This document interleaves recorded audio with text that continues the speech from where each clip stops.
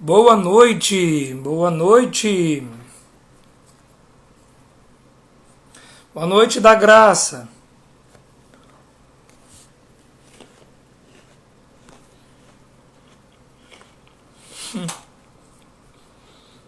Boa noite, Nath.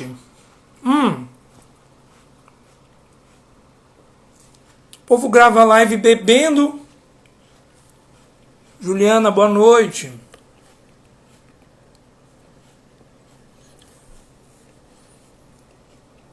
Carlita, Mirella. É que eu acabei de chegar do pedal. Deus abençoe, Zane. Tudo bom? Valéria. É melhor comendo, né? Por que, Nath? Festa? Thaís. Tati Zavariza. Naira, saudade.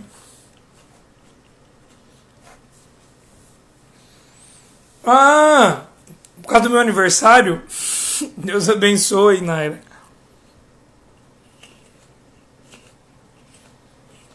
Uhum.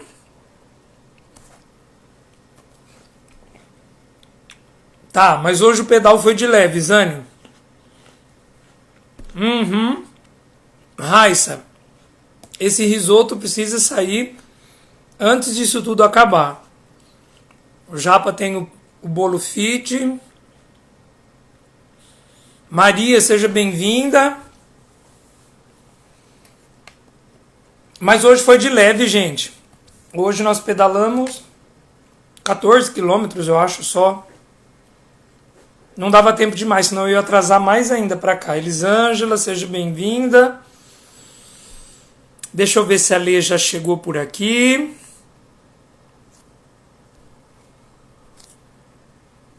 Já.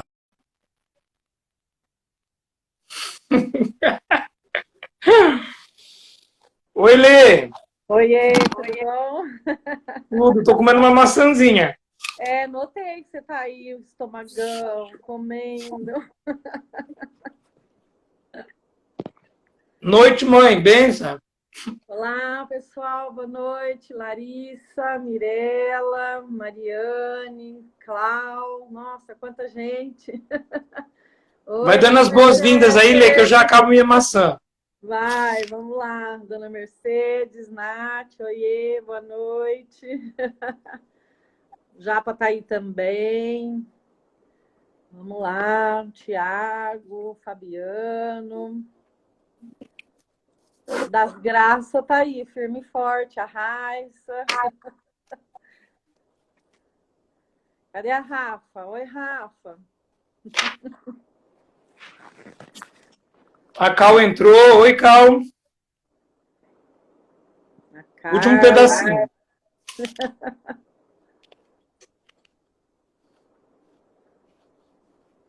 Muito bem. Angélica, Camila, Mônica, boa noite, pessoal. Lê, tem um oi seu aqui. Porque eu falei, gente, cadê a pessoa? Eu atrasei, tive que tomar um banho correndo. Pois é, Você viu minha irmã falando que tá comendo lanche? Que falta de respeito? pois é, uma hora dessa. Que delícia. Hum, Boa hum, noite, Clau. hum. Ó, por falar das minhas peripécias culinárias, Ah, sabe o que eu fiz ontem que ficou bom? Mas lá ficou bom. vem ele. Mas ficou bom com força. Ah. A Camila tá falando que meu áudio tá alto e o seu tá baixo. Ai, misericórdia. Quando tudo isso acabar, a gente aprende, né? Mas pra mim tá bom o seu áudio aqui. E aí, pessoal, tá beleza? Acredito que tranquilo. Eu fiz Ah, costelinha de porco frita. ah lá, a Mercedes já dedurou. Oi, Camila. Porco, Nossa Senhora! porco, Carne de porco! porco. Oi, Lúcia, boa noite. Só Jesus. A Natália está perguntando se arrumou o ícone das perguntas. Eu vou até tentar mostrar para vocês o que é que eu chamo a caixinha. Quer ver? Ó, não sei se vocês vão conseguir ver.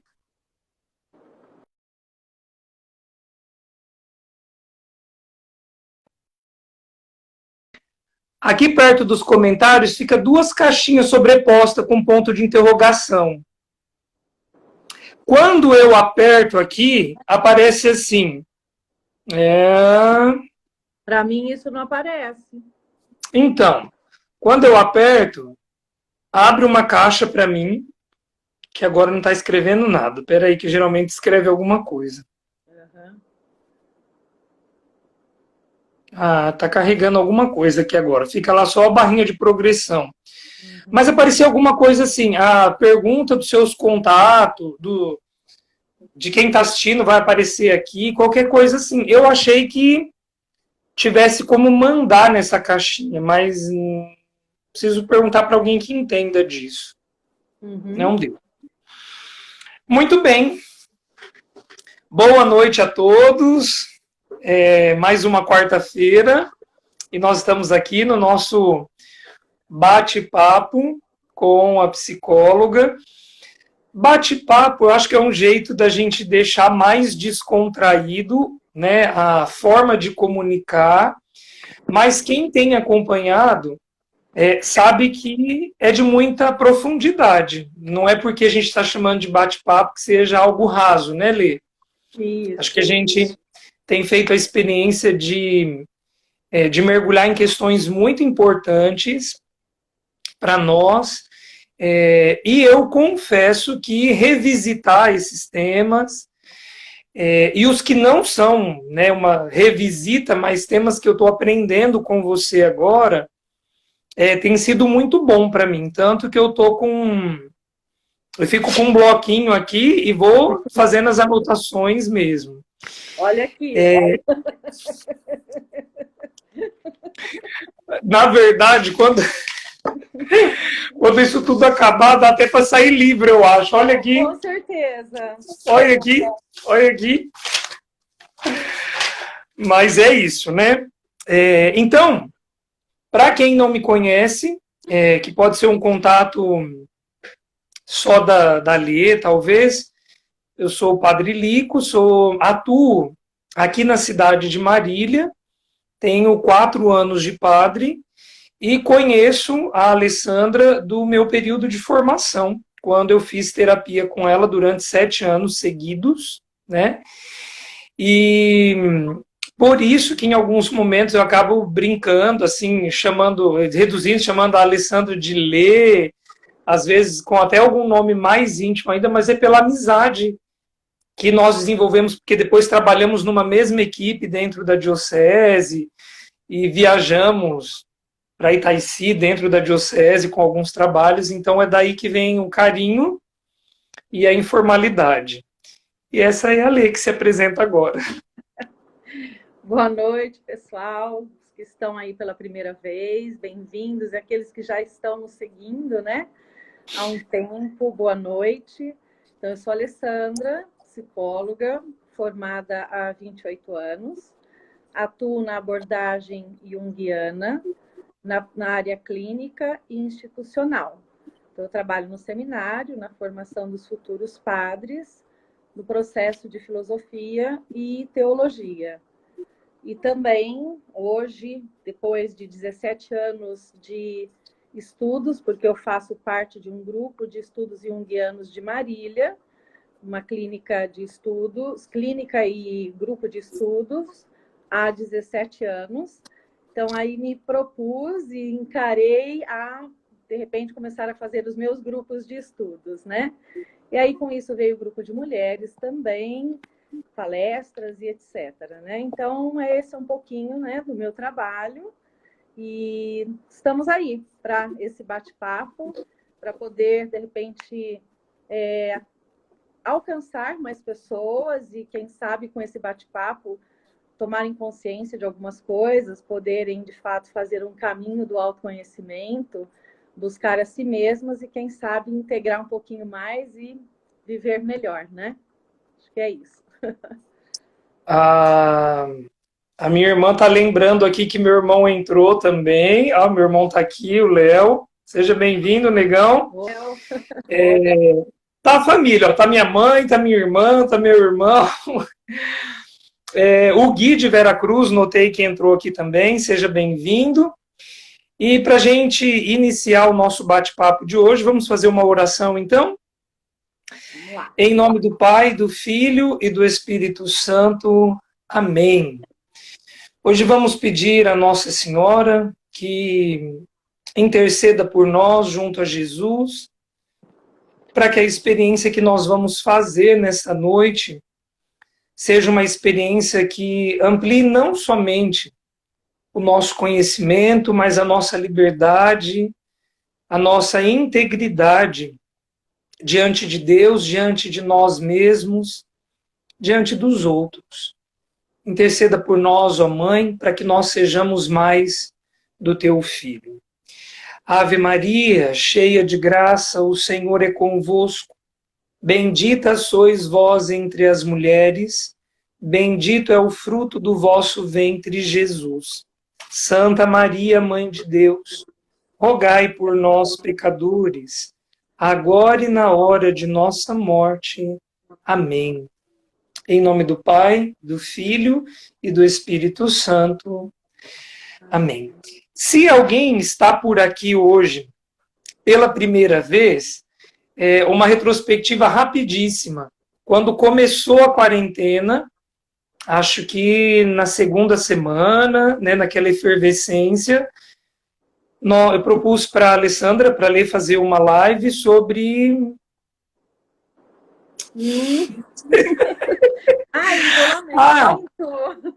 como viver bem, o distanciamento e etc, né?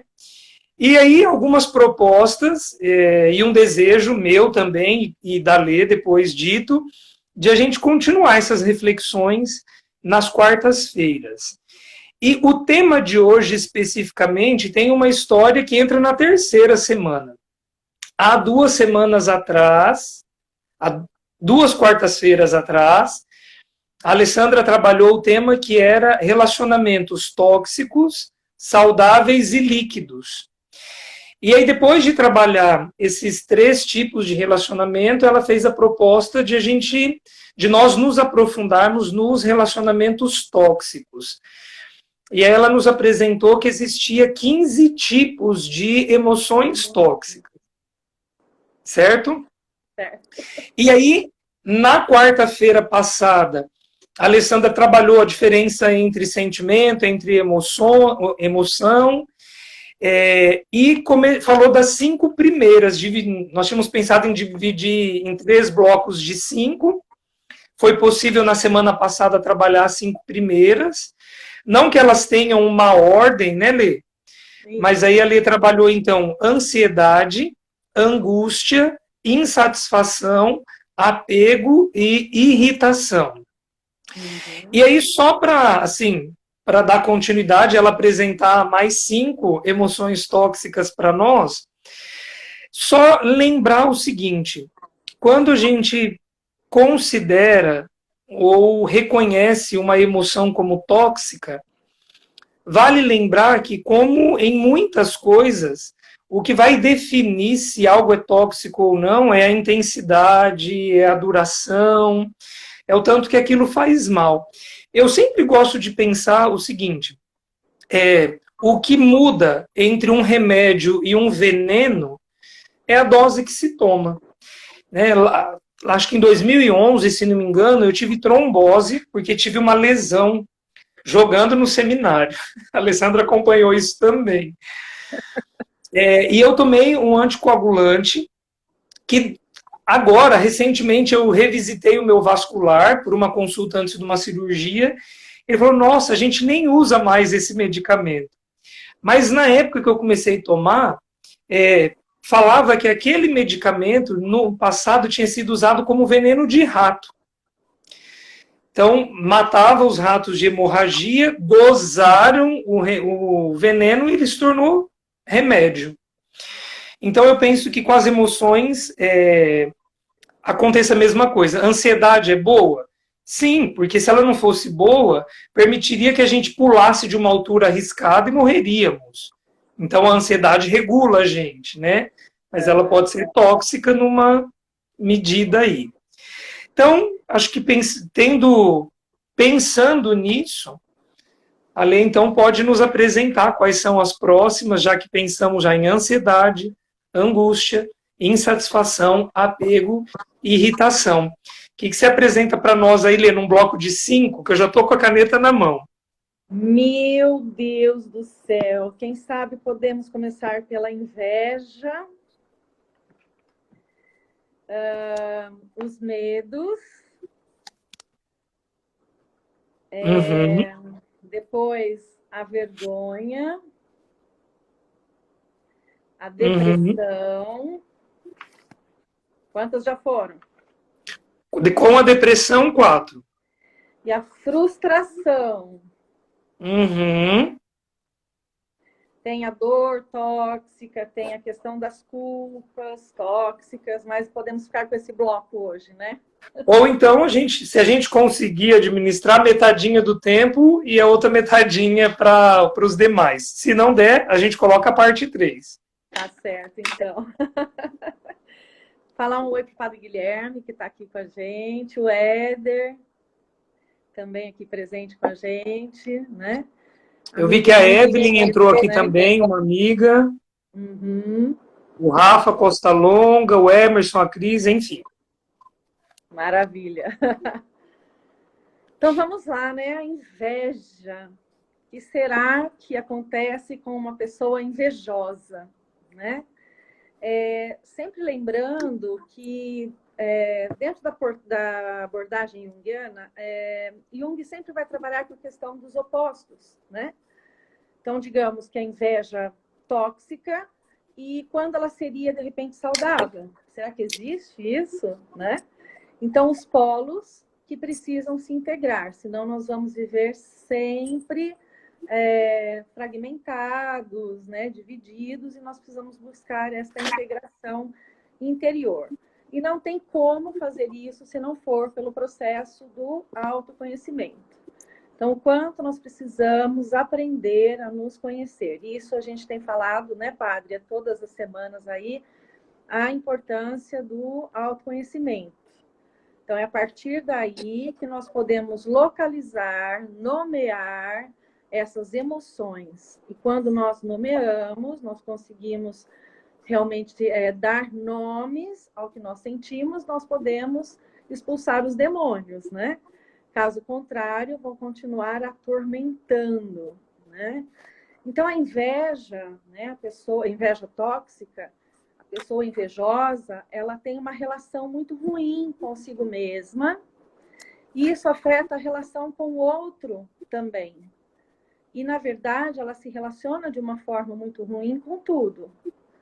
Então, a inveja, a pessoa invejosa, ela tem grande dificuldade para celebrar o sucesso, a vitória, entende? A conquista de uma outra pessoa. Isso para ela é a morte, né? Então é muito difícil, muitas vezes, ela ocultar essa emoção, né? Está visível muitas vezes no rosto, se fecha, não é capaz, né, de acolher o sucesso do outro. Então, geralmente, essa pessoa ela tem metas, ela tem sonhos, mas ela fica tão presa na vida do outro que ela não consegue dar conta dos próprios projetos. Então, ela está sempre... sabe aquele desenho, a Penélope Charmosa? Tem a corrida lá dos carrinhos, eu tenho que vigarista. Corrida maluca. Ah, corrida maluca. Ele nunca chega, né? Por que será? Ele está tão ocupado em fazer maldade para os outros, quebrar os carros, sei lá, né? fazer alguma maldade, ele gasta tanta energia com isso que ele não consegue olhar para a vida dele. Então, ele está sempre olhando para a vida do outro. E ele não consegue evoluir, ele fica patinando, ele não sai do lugar, entende? Então, ele fica invejando. Aí nós temos duas opções com relação à questão da inveja. Ou nós vamos admirar, vamos aprender a olhar para o sucesso do outro e realmente acolher, ou nós vamos, de fato, invejar. E isso vai corroendo a pessoa, mas só que ela muitas vezes não tem consciência disso. Então, a inveja faz ela desejar o que o outro tem. Mas ele fica tão preso no outro que não consegue construir o que é seu. Isso torna essas pessoas amargas, torna essas pessoas competidoras e sempre estão se comparando com o outro. Então, a invejosa, a pessoa invejosa, ela fica parada, né, no tempo, ela não consegue evoluir e fazer com que a sua vida caminhe. Ela vive reclamando, ela vive lamentando que nada dá certo, mas é claro, ela não está olhando para a vida dela, não está investindo tempo, energia, estratégia para os seus projetos, para as suas metas, para os seus objetivos, mas está de olho no que o outro tem, no que o outro conquista. Então, isso faz muito mal. Então, ela vai guardando esses sentimentos e ela reprime aquilo, ela vai ruminando e vai se transformando em raiva. Então, ela não consegue nada porque usa o poder da palavra para destruir o outro. Além de fazer... Sabe o que eu fico pensando aqui, te ouvindo falar da inveja? A inveja também me parece ser muito pautada na pontinha do iceberg, que é a vida do outro. A pessoa fica invejando só aquilo que ela vê no topo. Mas assim, quem está invejando não faz ideia do que a pessoa passou ou passa para chegar onde chegou, se é que chegou a algum lugar, porque tem muita gente que inveja o que nem sabe se o outro tem. Né? Então, sei lá, de repente vê que o vizinho tem uma casa grande e sabe que tem mais de um carro na garagem. E aí fica olhando assim, nossa, olha o que o vizinho tem, olha o tamanho da casa, olha só, eu já vi, é mais de um carro que tem na garagem. E inveja sem saber o que é a vida daquela pessoa propriamente dita. E tem muita gente que pode ter, sim, um carro, 2, 3 na garagem, uma casa muito grande, mas que almejaria um pouquinho da paz e da tranquilidade que quem talvez não tenha o casarão, não tem os 3 carros, tem. Sabe uma coisa que me impressiona quando eu vejo artista, músicos, artistas de cinema mesmo dizendo assim que sente falta de andar pelas ruas tranquilamente sem ser reconhecido. E quando o artista fala isso, geralmente as pessoas malham, né? Fala, conversinha para boi dormir, tanto de dinheiro que tem. Mas eu fico pensando, não deve ser uma coisa confortável, embora ter muito dinheiro, conseguir comprar muitas coisas, mas você não poder sair. Imagine, né? Para você ir a um restaurante, precisa fechar o restaurante. Então vai você e quem você chamar. Para ir fazer uma compra, nunca pode ser presencial. Então, assim, acho que a inveja também está muito pautada naquilo em que nós criamos sobre a vida do outro. Porque é muito mais fácil eu ficar olhando a vida do outro que já conquistou, do que eu que fazer o serviço, o trabalho árduo de conquistar o que eu quero, seja material, seja com relação à questão de que pessoa que eu quero ser. Então, a pessoa invejosa, ela tem uma língua afiada, ela é ácida, ela tem humor negro, entendeu? Tudo ela detona. E realmente, imagine uma pessoa muito pública, realmente ela não tem liberdade, porque ela é sempre alvo de fofoca. Ela é sempre alvo, e muitas vezes o que se fala a respeito dessa pessoa não é verdade. Então é tudo distorcido muitas vezes.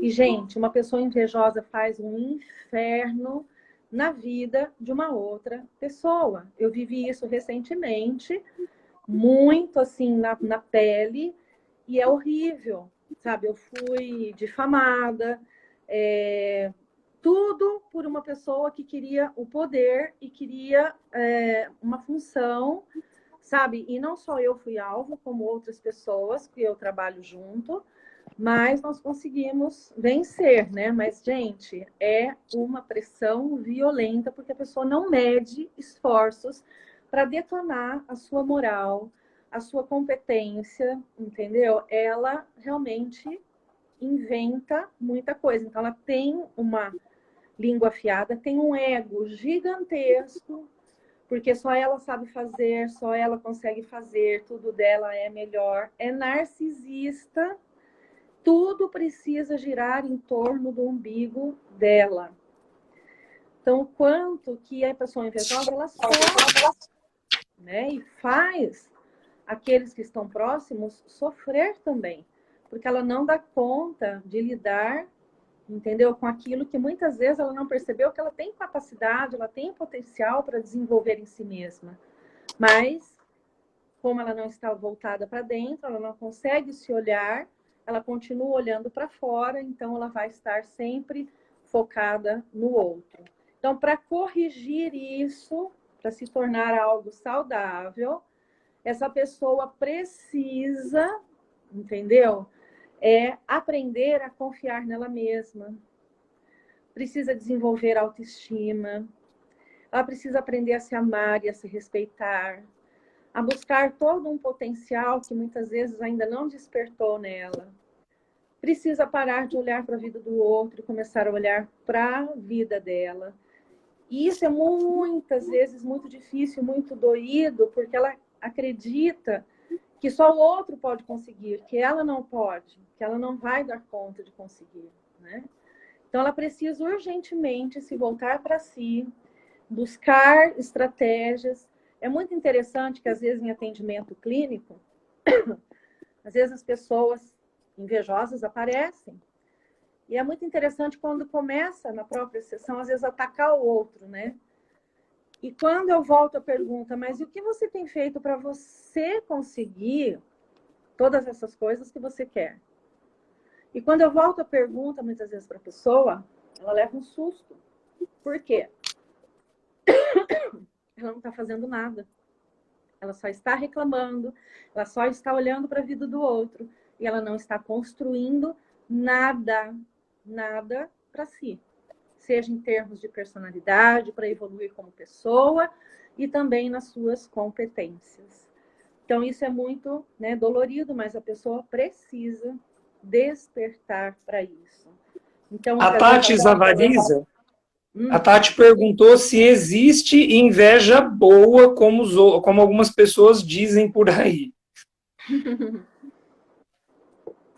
Podemos dizer que sim. Muitas vezes, né, vamos colocar assim, poxa, a minha amiga, né, eu estava querendo, de repente, sei lá, né, montar um curso tal, mas, eu deixei lá meio no stand-by, mas, nossa, minha amiga montou o curso e tá legal, então pode ser que passe pelo meu coração uma inveja, mas isso não vai me paralisar, isso não vai fazer com que eu fique desejando mal para ela, que eu fique na torcida que não dê certo. Eu vou correr atrás de montar o curso que eu queria, bora lá. Né? Então, não vai me afetar e não vai afetar a vida da pessoa. Né? Então, isso vai fazer com que eu olhe e falo, opa, peraí, eu deixei meu projetinho lá dormindo, preciso correr atrás. Entende? Então, se a gente tiver meta, se a gente tiver objetivo, a gente chega lá. Seja com as questões materiais, seja com as questões realmente da evolução enquanto pessoa. Ser uma pessoa melhor, ser uma pessoa mais simpático, porque tem gente que tem inveja até do outro que é popular, sabe? Que é simpático, que tem uma empatia. Meu Deus!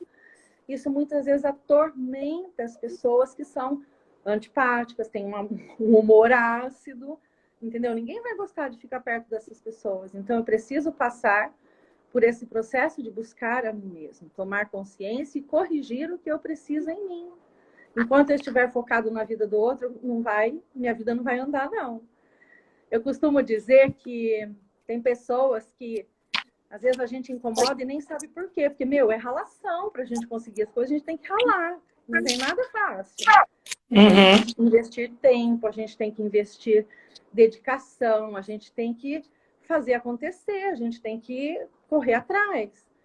Mas invejam coisas boas, poucas muitas vezes. Mas, enquanto essas pessoas estão olhando para a minha vida e torcendo para não dar certo, tchau, fui que eu tenho mais o que fazer.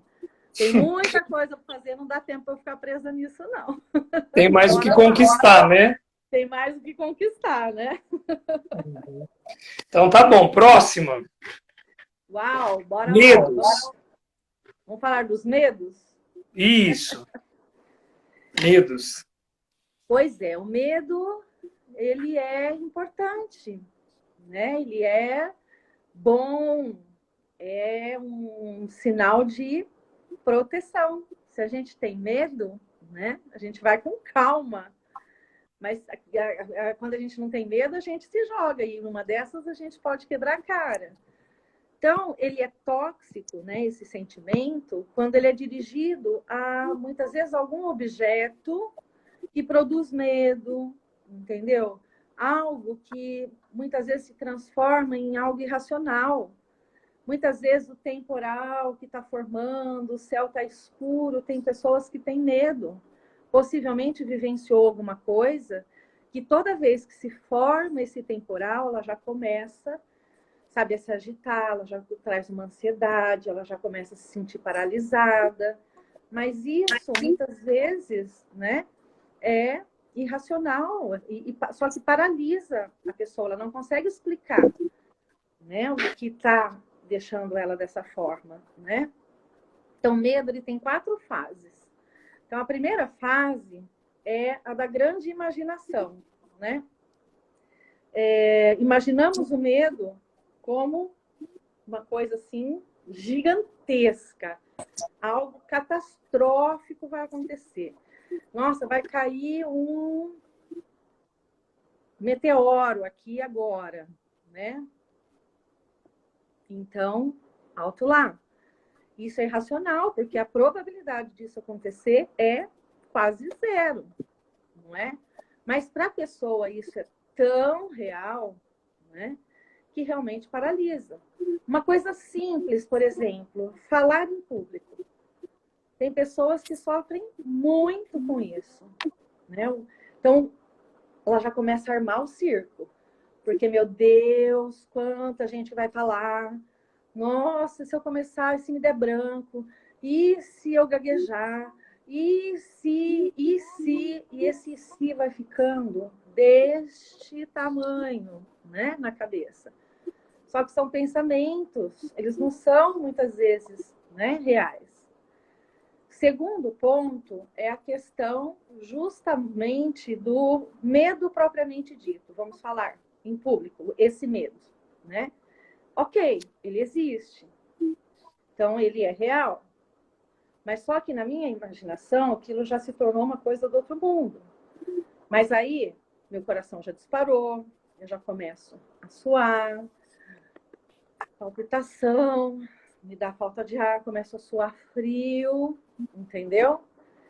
Então, eu começo a ter uma percepção negativa.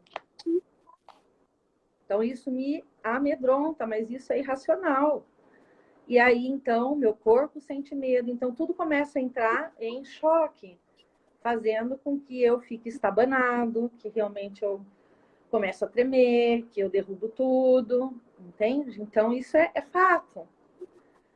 A terceira fase do medo, então, existe uma mega produção, uma grande imaginação, aí vem o medo em si, existe um fato, isso me paralisa, o medo me obriga sempre a ir para o lado errado, né?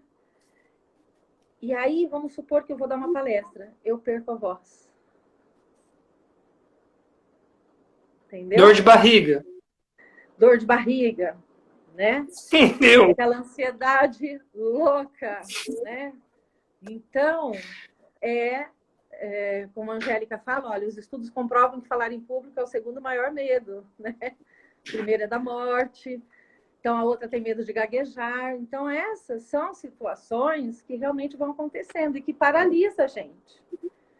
E a quarta etapa do medo se refere à questão da minha primeira lembrança. O que é isso?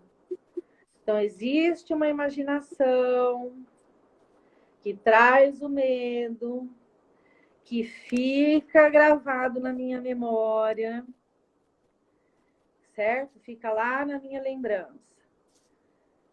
E aí, fiz uma experiência, de repente, negativa com isso, tá certo?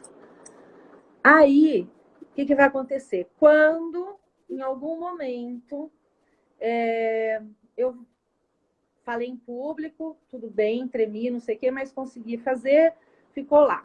Depois de um tempo, volta novamente essa cena e eu vou ter que dar uma outra palestra. Então, a minha primeira memória em contato com dar palestras me gerou um medo, uma ansiedade, um medo de passar mal e etc. Então, toda vez isso vai me remeter a essa primeira lembrança. Então, nós precisamos aprender a desfazer isso. E como? Ah, meu Deus, porque o novo, muitas vezes, ele realmente paralisa, mas precisamos olhar como algo positivo, mas geralmente vai ameaçar a gente.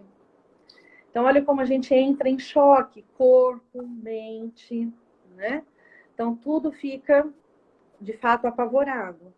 Então, temos as fobias, entendeu? O medo, ele cega, ele realmente tira de nós as oportunidades, né? Então, nós precisamos usar a imaginação de forma positiva. Ok, tem muita gente, beleza, mas olha, eu preparei o conteúdo, sabe? Eu domino esse assunto, então eu vou lá, eu vou falar. Então, eu preciso ir buscando realmente as minhas seguranças internas, né? Eu vou dar conta, eu me capacitei para isso. Então, isso vai me habilitar e vai me dar condições, de repente, do meu tremor passar, do meu suor equilibrar, de eu sair da paralisia e conseguir realizar a palestra. Entende? Mas é um esforço gigantesco que a gente precisa fazer numa fração, assim, muitas vezes de milésimos de segundos. A gente precisa se reorientar diante desse novo que muitas vezes nos paralisa. Então, vamos aprender a lidar com os medos. Nós precisamos enfrentar. E alguém me pergunta, como enfrentar? Né? A Juliana pergunta. Muitas vezes a gente não tem assim, uma resposta pronta, mas enfrentar significa tomar consciência. Então, eu preciso olhar para o meu medo, eu preciso saber o que ele significa para mim. Eu preciso, de fato, entender que muitas vezes quando está se pedindo algo a mais para mim, que às vezes eu não me sinto preparado, mas é o novo que vai chegando, né? Por exemplo, a primeira live que eu fiz, falei, meu Deus, como será que é isso? Padre, eu nunca fiz, meu Deus do céu, mas não morri. A primeira live que nós fizemos, nós falamos ao telefone para preparar 45 minutos. Depois a gente foi diminuindo. Hoje a gente não se falou antes. Hoje a gente não se falou. A ausência de medo tolhe o juízo também. Isso é um problema. Não, padre, mas a gente já conversou na semana anterior, já estava tudo ok. Sim. Né? Então, assim, me exigiu sair da zona de conforto, exigiu que eu realmente preparasse o assunto, que eu não viesse aqui com achismos, mas tudo fundamentado, realmente. Então, isso me dá a capacidade de realmente ir conversando com vocês, a ponto de ser um bate-papo, porém com profundidade. Entende? E isso é gostoso, porque, olha, fez eu estudar, fez eu pesquisar, né? Fez eu olhar com mais profundidade, de repente, diante, né, dessas emoções. Então, me desafiou. Então, foi bom para mim. Como eu poderia olhar para tudo isso e me desesperar e entrar em pânico e no dia quase ter um infarto, entendeu? Não dormir de um dia para o outro. Então, gente, como que nós vamos lidando com as nossas emoções? É isso que vai fazer a diferença. Entende? Então, como que eu vou olhando para tudo isso? Então, medo significa que muitas vezes nós estamos avançando. Nós estamos realmente dando passos. Então, é sair da zona de conforto, é justamente lidar com o desafio. Então, é enfrentar o medo. Um outro medo que eu tenho, padre, se você rir, você vai ver. Você já sabe. Eu já sei. Se for o que eu estou pensando... É aquele? Tudo que tem pena. Galinha, eu não posso chegar perto. Por quê? Quando eu era pequena... Estou respeitando seu medo, hein? Eu fui para uma fazenda e a galinha estava lá com os pintinhos. Eu vou saber que é uma galinha galizé e vai correr atrás de mim? Fui pegar os pintinhos. Mas ela saiu numa voadora atrás de mim e as asas abertas e correndo, e eu olhando para trás, e ela vindo numa velocidade e bicou meu calcanhar. Nossa, eu não posso ver. Aí, o que aconteceu? Eu fui trabalhando os meus medos. Então, hoje eu consigo estar perto da galinha, mas, por favor, ela lá e eu aqui. Né, Ana Paula, você está rindo alto aí? É verdade. Olha, que bom que você entrou nisso, porque, assim, uma distinção que eu gostaria de fazer é a seguinte. Quando a gente tem medo de uma demanda, então, assim, olha... tem um trabalho para apresentar, tem algo a se fazer, e aí tem aquele medo. Eu sempre gosto de pensar assim, diante do medo, de uma demanda, de algo a fazer, o melhor caminho talvez seja a gente se ocupar mais e se preocupar menos. Se ocupar em que sentido?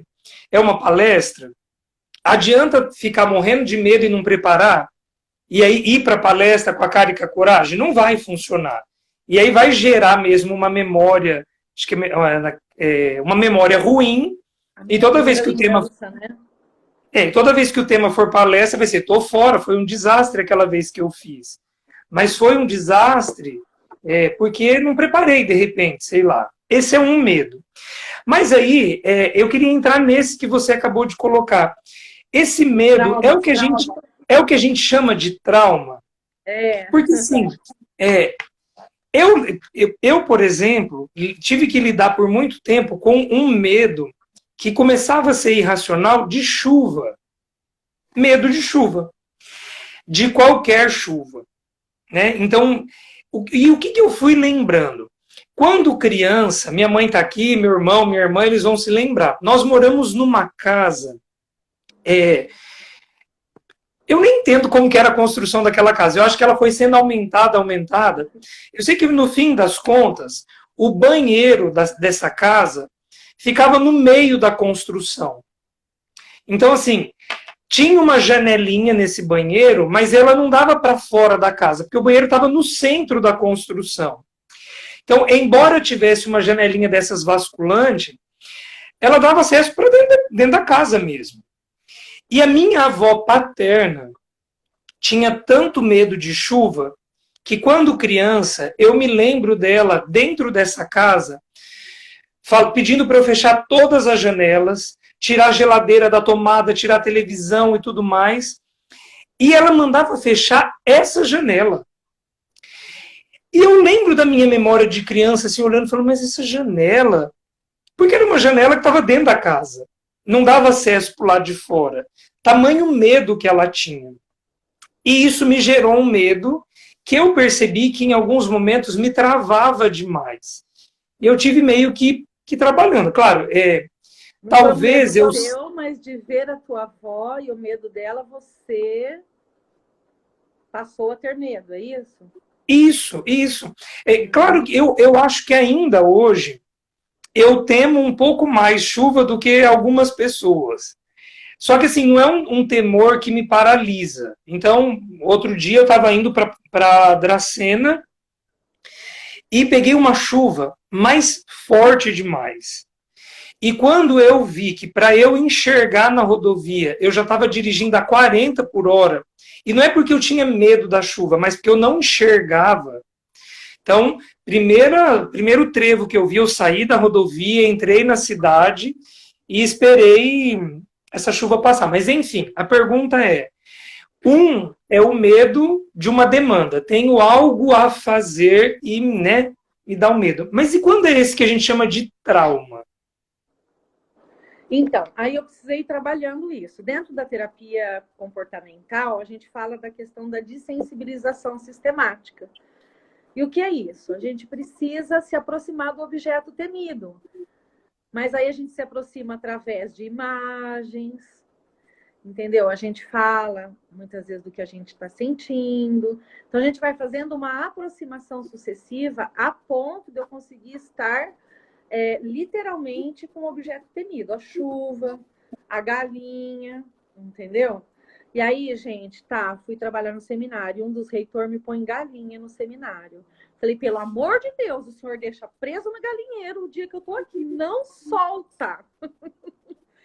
E aí, aos poucos, ele soltava, mas elas ficavam ali perto, eu, assim, com a antena ligada, mas foi possível ficar mais próximo.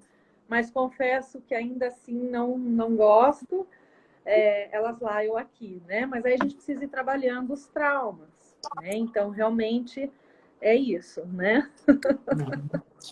Muito bem. Vergonha. Ai, a vergonha. Quem não a tem, né? Poxa vida. Vergonha faz parte também, muitas vezes, né? Da nossa Lê, caminhada. Oi. só um minutinho, desculpa. Você, falando dos medos, você falou de 4 fases, você ia falar mais, ia elaborar mais, e eu te cortei, não? Não, é isso mesmo. Então, é aquele pensamento gigantesco, aquela imaginação que cria um cenário horroroso. A probabilidade disso acontecer muitas vezes é zero, né? Aí vem o medo realmente propriamente dito. Aí a questão, de fato, né, da paralisação. Às vezes eu paraliso, né, ou realmente enfrento. E a questão da lembrança, né? Então, sempre me remete a, né? Por exemplo, uma pessoa que tem crise de pânico, vamos supor que ela foi falar com você lá na igreja, foi fazer um aconselhamento, e lá ela passou mal. Quando que ela vai querer voltar a falar com você?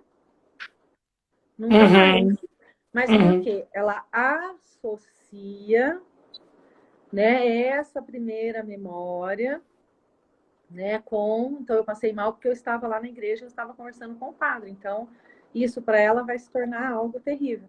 Mas aí ela vai ter que trabalhar isso. Então, uma hora ela vai ter que voltar e entender que, olha, não passei mal, estou aqui, estou conseguindo conversar. Isso é um enfrentamento também que a gente faz, tá certo? Uhum. Perfeito. A vergonha, né? Geralmente, o que vai acontecer? Ela nos limita, ela nos atormenta e rouba as oportunidades da vida. Por exemplo, uma pessoa tímida, muitas vezes, ela é vergonhosa, né?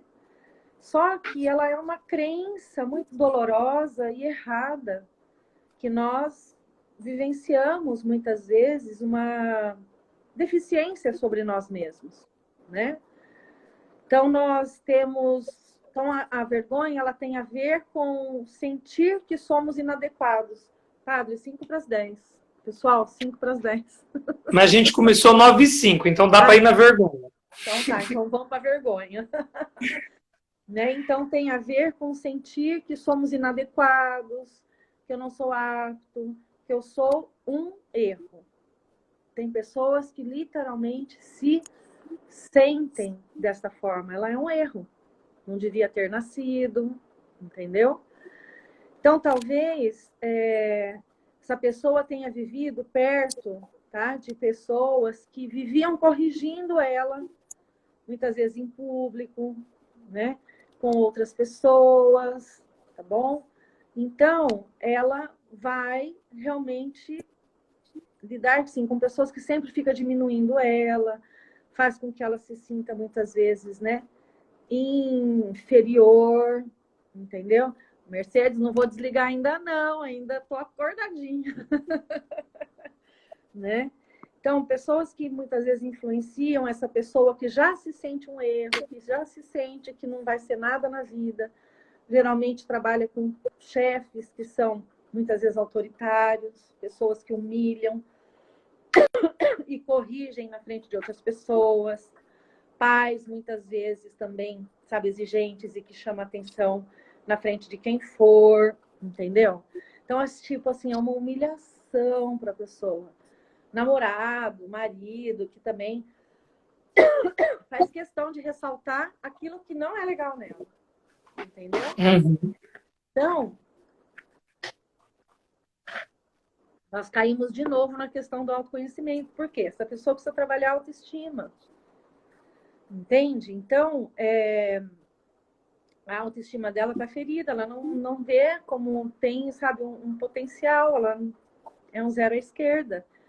E como muitas vezes é difícil despertar essas pessoas, né, para que elas possam realmente se libertar, né, dessa vergonha e ousar realmente a questão de realmente fazer uma releitura de si mesmo, né? Atualizar a sua imagem, né? E é um trabalho muito doloroso, e quanto isso impregna muitas vezes, sabe, na mente da pessoa e como realmente ela se sente, né? Uhum. Então, Uhum. essa vergonha, muitas vezes, né, é isso. Primeiro, que ela se sente um erro. E segundo, que as pessoas onde ela convive, o meio em que ela está, faz questão também de reforçar somente o que é ruim. Então, ela precisa se arriscar. Este é o modo, né? Da vergonha, você falando muito nessa abordagem da vergonha traumática também, né? Então foi Sim, muito sim. tolhida, muito.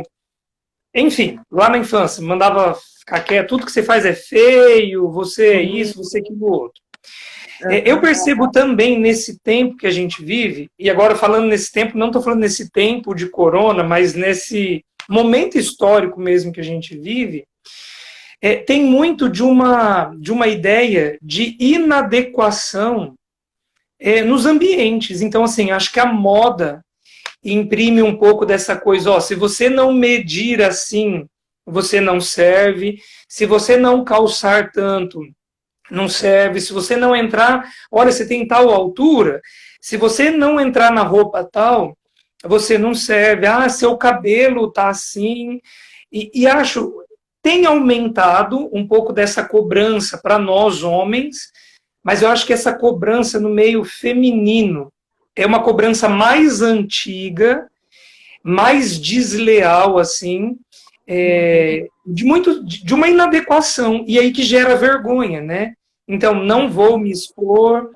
É, ah, imagina, eu tomei consciência da minha voz rouca uma vez que eu comecei a ajudar num programa de rádio, num grupo de oração que era pela rádio, lá em Panorama, e a primeira vez que eu ouvi, falei, credo, que voz rouca que eu tenho.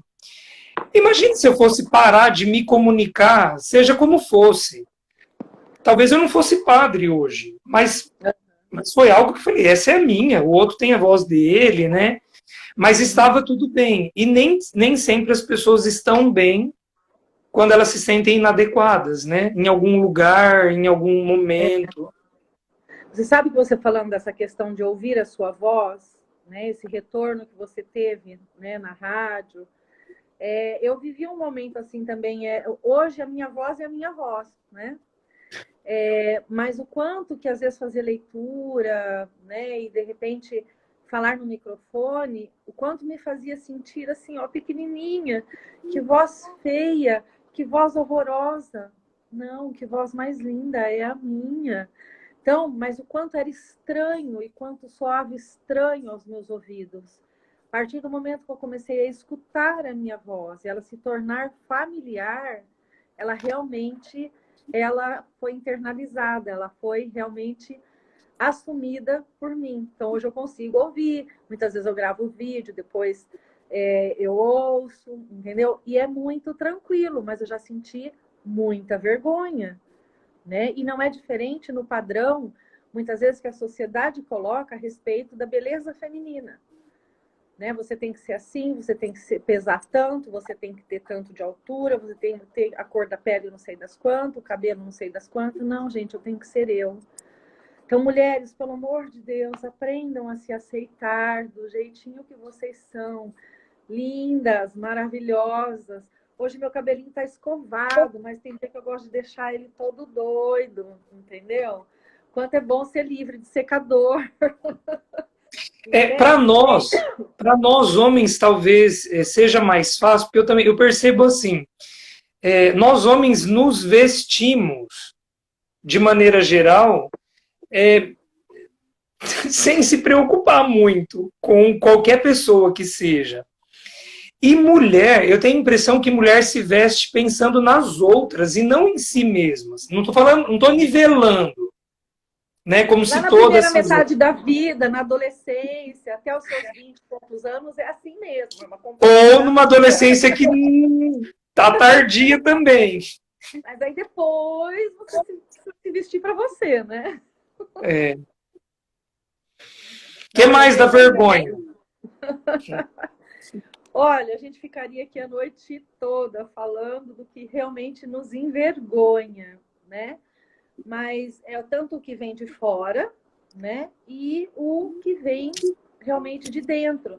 Então, são dois mundos que precisam se comunicar e o quanto nós precisamos ter consciência disso para a gente ir se alinhando, não ao que o outro diz sobre nós, não ao que o outro quer impor, sabe, verdades para nós e que não são as nossas verdades, enquanto a gente precisa realmente fazer esse trabalho, né, de autoestima, o quanto é preciso, sabe, quem eu sou, eu preciso me aceitar, meu corpo, meu psiquismo, sabe, do jeito que eu sou, a minha personalidade, trabalhar o que preciso, colocar no lugar o que preciso, o que é legal, o que é bom, né?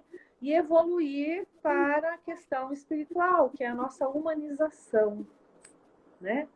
Nossa humanização. Hoje eu estava falando com a Márcia, lá do jornal No Meio de Nós, que vai sair uma matéria mês que vem agora, e eu estava falando exatamente disso, né? Que a espiritualidade é essa nossa humanização, é buscar a nossa melhor parte. Então, a gente não pode fugir dessa tarefa. Gente, por favor, entendam isso. Se vocês quiserem ser inteiros, colocar essas emoções no lugar devido, adequado, para viver muito bem com todas elas, precisa buscar o autoconhecimento. Precisa dedicar tempo para si mesmo, porque quando a gente for tocar na questão da frustração, nós vamos trabalhar essas questões, entendeu? Uma pessoa frustrada é uma pessoa também amarga, uma pessoa que ela precisa urgentemente se descobrir, né? Se revelar. Tem um livrinho, gente, que chama O Cavaleiro Preso na Armadura. Tenho ele também, se alguém quiser em PDF. Semana passada me pediram, eu enviei aí por WhatsApp. O Cavaleiro Preso na Armadura, que é a trajetória realmente desse cavaleiro, que ele vive em tempos medievais e ele precisa salvar as donzelas. E ele começa a dormir com a armadura para ele ganhar tempo. E ele é casado, tem uma esposa, um filho, e o filho começa: mãe, mas eu tô me esquecendo, fala pro pai tirar a armadura. E ele vai tirar, a armadura não sai. E aí começa toda a trajetória da retirada da armadura. Ô, Lê, segura, o Instagram vai nos derrubar. Antes que ele nos derrube, nós saímos, eu já reconecto e a gente volta nisso, pode ser? Voltamos no Cavaleiro, então. Então, até já, na segunda parte da segunda parte. Beleza. Tá bom, Rafa? Depois eu mando.